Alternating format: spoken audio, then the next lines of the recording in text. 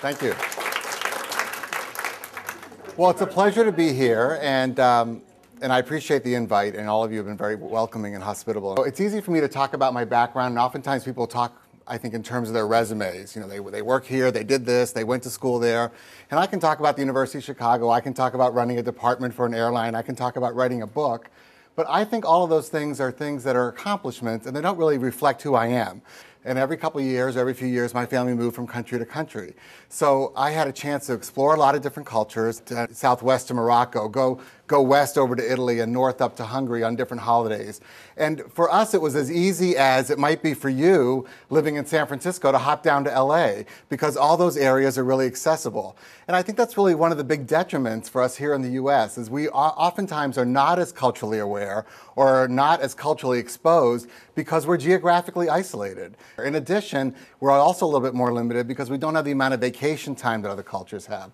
So, you know, some of my French friends have 12, 13 weeks of vacation a year. And I was invited to speak at Shanghai Normal University in Shanghai. And I combined that. I was also invited to be a speaker at a conference in Hong Kong. So I combined the two together. And when I got to Shanghai, it was a flurry of activity. It was a 2-day trip.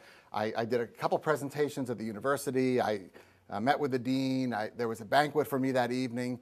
And I counted over 30 different potential gaffes or errors that I could have made that would have been insulting to the hosts. And I oftentimes learn as much about the US when my international friends come to visit me as when I venture overseas. And Lars and I were seated in the back seat, and we're zipping off to the gym, and this gym is in a mall. And we approach the mall, and my friends are circling the parking lot, and Lars said, "What are they doing?" I said, "They're looking for a good parking spot." He said, "We're going to the gym." I go, "I know, Lars." I said, it's an American thing. I said, he goes, "There are like 15 spots out there." I said, "I know, but people don't like to walk here."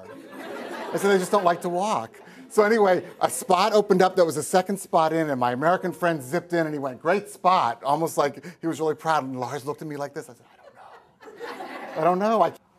Dubai. Dubai is in the Middle East. And when I wrote Life Could Be Sweeter, all of a sudden the book started taking off. And I was on a domestic book tour, and then I was asked to go on an international book tour. So we talk about Asians, we talk about Latins.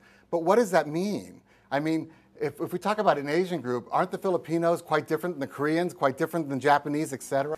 This adage that I listed here, it's the minority knows more about the majority than the majority knows about itself. And if you think about that, one of the most valuable lessons I learned growing up is that I was a minority.